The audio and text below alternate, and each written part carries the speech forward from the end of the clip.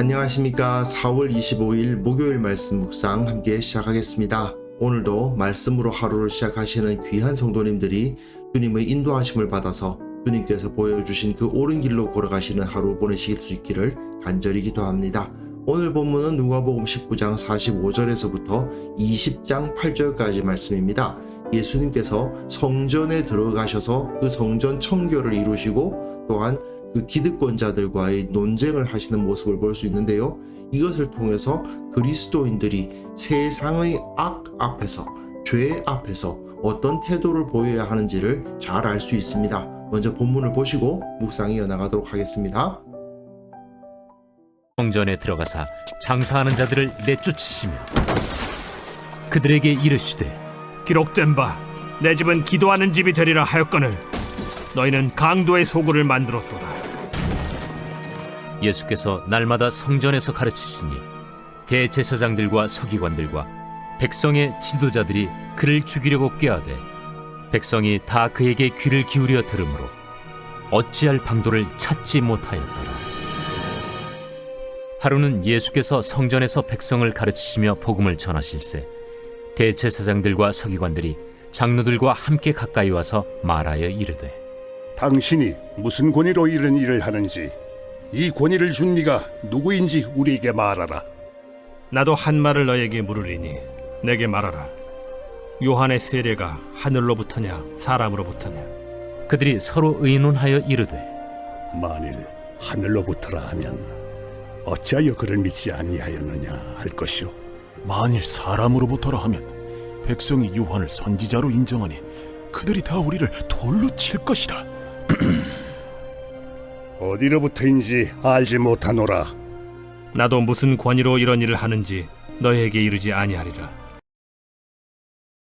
이제 예수님께서는 본격적으로 성전에 들어가셔서 성전의 기득권들과의 싸움, 전쟁을 시작하시는 겁니다. 근데 칼로 하는 전쟁이 아니라 말씀을 통한 전쟁이 이루어지고 있는 거죠. 그래서 성전에서 가르치시는 이 모습을 통해서 하나님께서 이 예루살렘 성과 그 성전을 심판하셨다라는 것을 선포하심으로, 말씀을 선포하심으로 그곳에 심판이 선포되고요. 그리고 어느 정도 시간이 지나고 난 후 AD 70년에 티투스 장군에 의해서 예루살렘은 완전히 파괴되고 말죠. 마치 예수님은 재판정에서 선고를 내리시듯이 이 예루살렘 성과 성전이 부패했으니 하나님의 심판을 당할 수밖에 없다라는 것을 보여주신 것이고요. 그리고 그 섭리에 의해서 예수님께서는 십자가를 지시고 다시 살아나심으로 말미암아 새로운 하나님의 나라가 만들어지는 것도 볼 수 있습니다.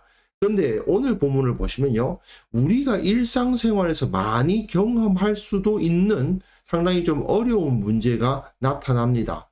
사람들은 세상에서 뭔가 잘못되어 있는 것을 보았을 때 이거 잘못됐다라고 말하기보다는 아무 말도 하지 않고 침묵하는 경우가 있습니다.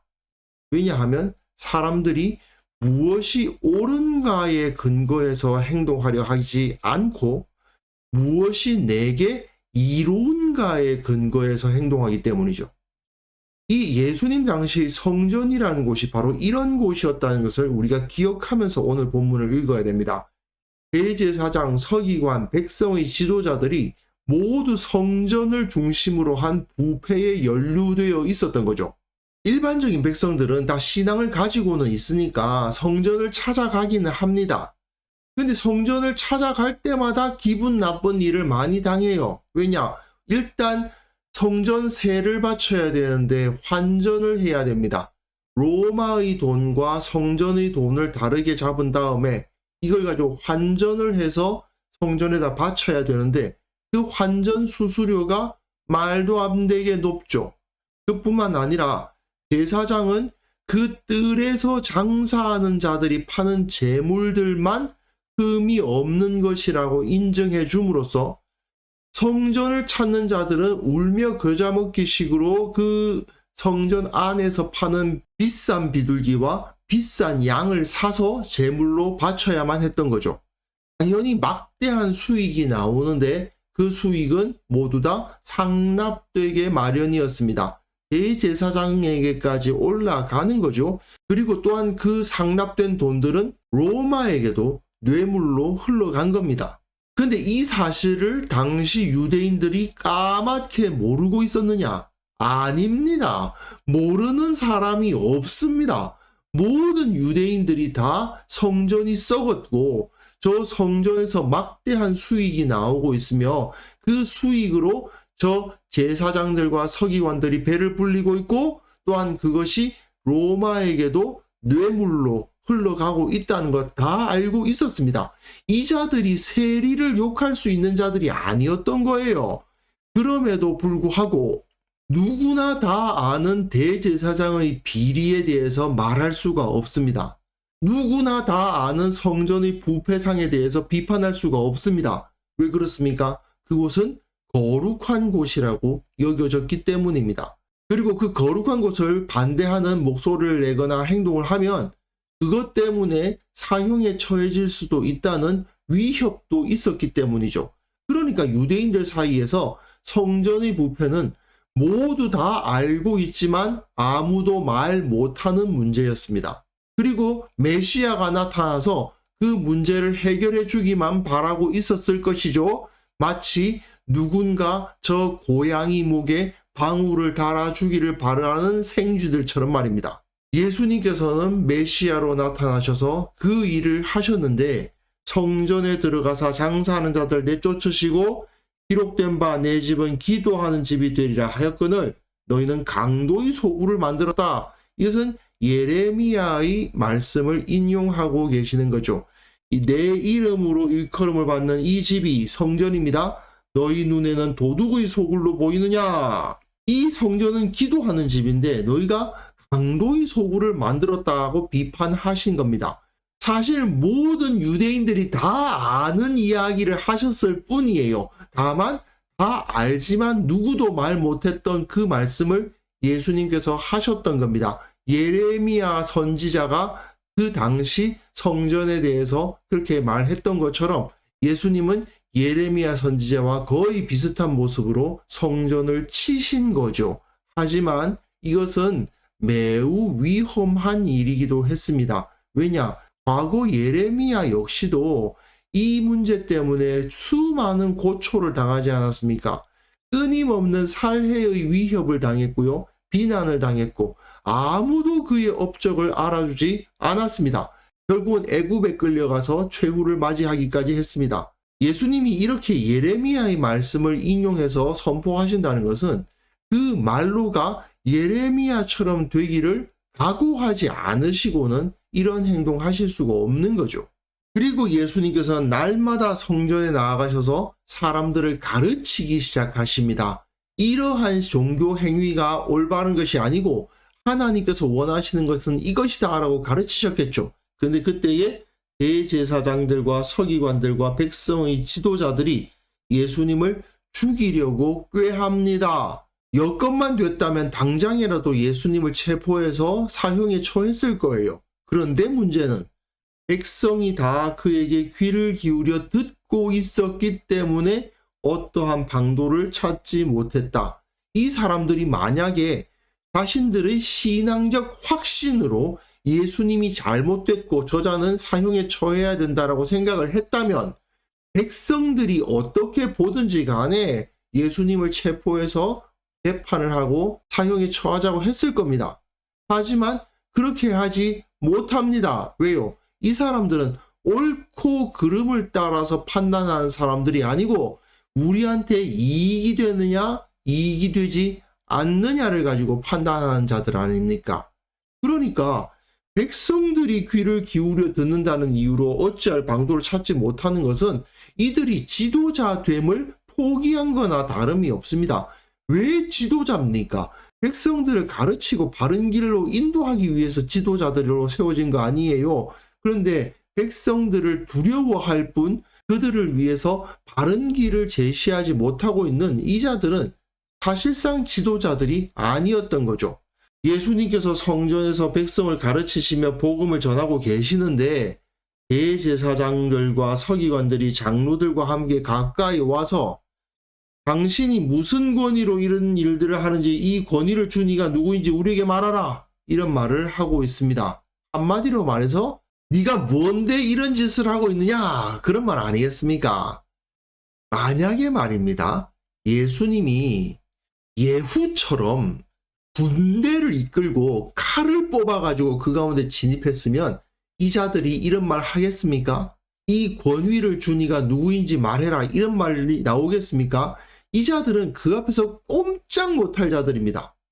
다만 예수님은 백성을 가르치시고 복음을 전하시는 사역만 하고 계시니까 이 자들이 예수님 앞에 나와서 네가 뭔데 이런 일을 하느냐라고 말하고 있는 거죠. 예수님의 손에 칼이 있었다면 이 자들은 당연히 그 앞에서 꿇거나 아니면 예수님보다 더 큰 폭력을 가진 자로 보이는 아마도 로마겠죠. 로마의 군대를 끌어들이거나 할 그러한 생각을 했을 겁니다. 그 손에 칼이 없었기 때문에 그들의 눈에는 아무것도 아닌 자로 보였을 거예요.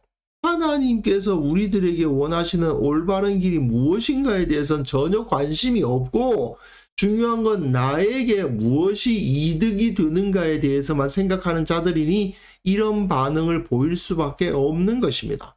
그런데 예수님은 아주 간단하게 대답을 하시죠. 내 질문부터 먼저 좀 받아주시오.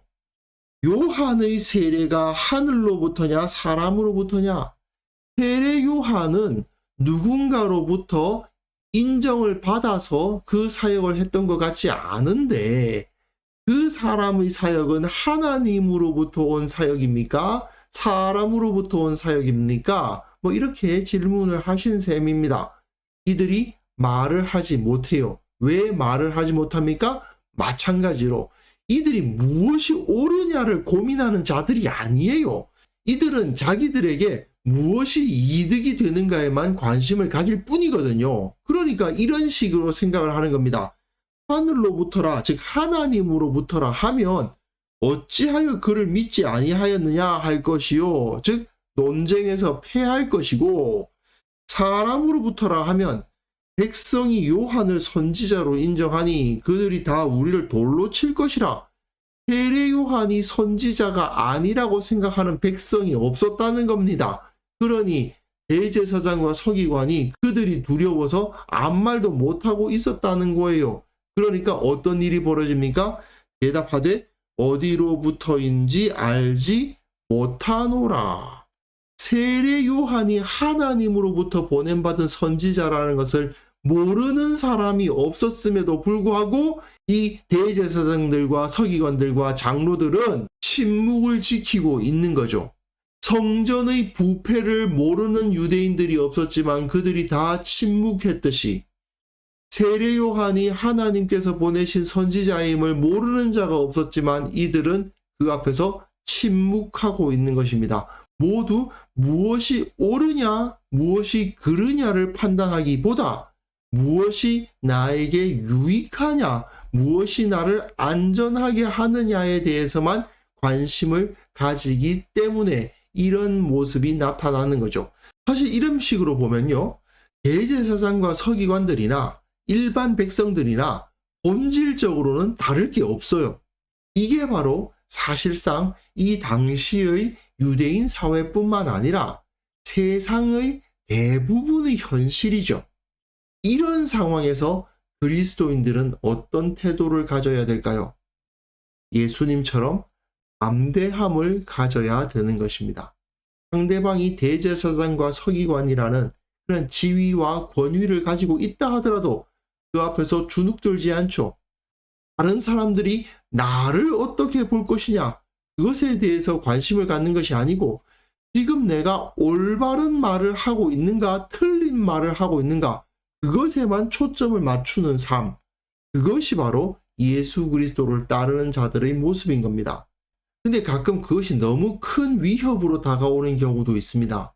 정말 예수님을 따르는 삶이란 내가 고양이 목에 방울을 달겠습니다 하고 나서는 생쥐와도 같은 삶일 수도 있어요. 예수님은 이미 저들이 자신을 죽이려고 하는 자들임을 알고 계셨어요. 하지만 그럼에도 불구하고 두려워하지 않으셨습니다. 예수님을 따르는 우리들은 어떤 사람들입니까? 결국은 내가 처한 그곳에서 변화를 일으키는, 올바른 방향으로의 변화를 일으키는 사람이라는 사실을 기억할 수 있었으면 좋겠습니다. 직장에서, 교회에서 나는 과연 예수님처럼 두려움 없이 행동하고 있는가? 그리고 우리들에게 이러한 담대함이 있는가? 한번 생각해 볼 수 있는 시간 되었으면 좋겠습니다. 그래서 이 시간 함께 기도하실 때에는요, 세상의 죄악 앞에서 담대하셨던, 무엇이 옳은가에 집중하셨던 주님처럼 나의 이익, 무엇이 나에게 이로운가를 생각하기 전에 무엇이 옳은가를 생각하며 그 옳은 길을 따르는 자가 되게 하여 주옵소서.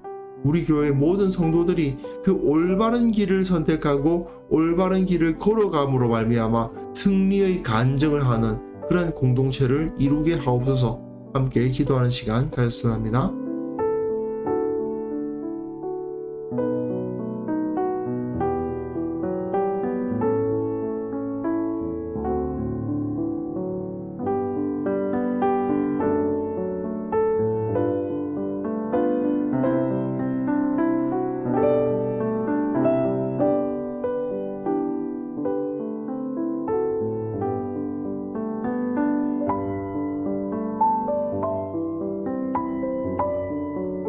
거룩하신 하나님 아버지, 주님께서 세상의 죄악 앞에서 담대하셨던 것처럼 우리도 이 세상에서 나의 이익과 나의 안위를 따지는 것이 아니라 무엇이 옳은가를 따지고 주님께서 원하시는 바가 무엇인가를 생각하며 그것을 선택하는 자가 되게 하여 주옵소서.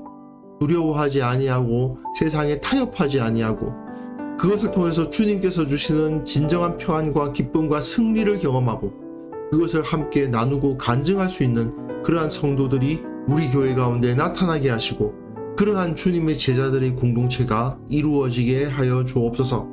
아버지, 한국 교회가 참으로 이 사회 가운데 무엇이 옳은 길인가를 제대로 밝혀주는 그러한 거룩한 공동체가 되어야만 되겠습니다.